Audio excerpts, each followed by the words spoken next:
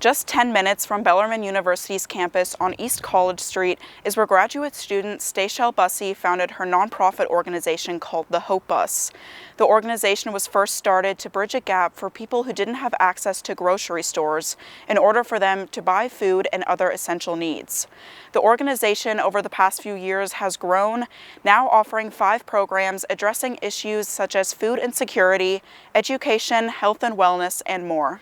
I think our first real kind of call to action happened when we were at a church in Old Louisville, and we had a group who came in and they were leading service, and we had cooked food for them. And so I ran over to the Family Dollar on the corner to get some extra things, and I came back and was pretty upset because the prices were so high. You know, in our society, really convenience stores aren't convenient for people, especially in those poor neighborhoods, because the prices are higher. And we're talking about Louisville, where a lot of our elderly folks live. So there was a 25-cent difference between a half a gallon and a gallon of milk. So I came back to church and I said, this doesn't make any sense. What are we going to do? Because at that time, we all could have hopped in a car and rode down to the Kroger, but people around that neighborhood didn't have that option. And so Stachelle looked at me and she said, no, what are you going to do? So what are we going to do? And that's where we started with our bus runs. And we rented vehicles, and we got volunteers from the community to literally take people to the grocery stores. Sometimes people think that people are needing food, or they need these things, and really they just need access to it.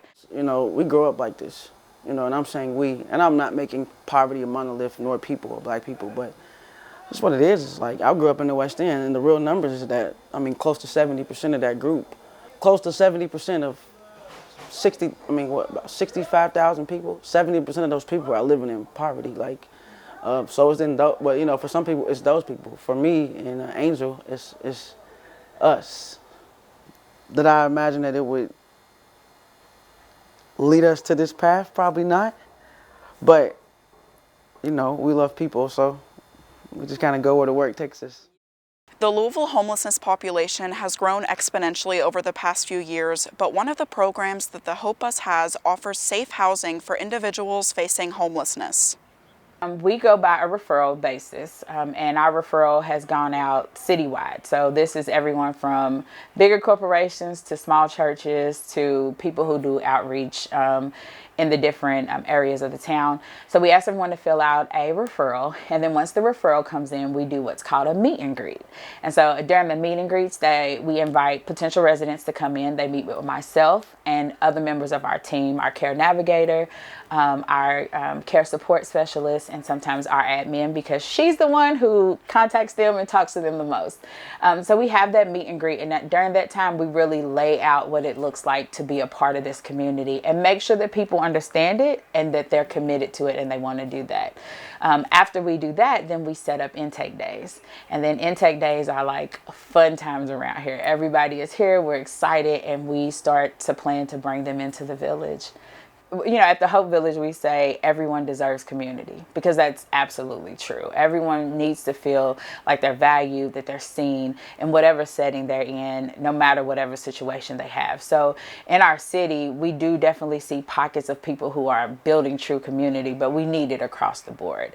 We need to know that if you see a houseless individual in front of your storefront, they're not just some random guy who is, you know, having a moment. Like, he could have been a chef. He could have a master's degree.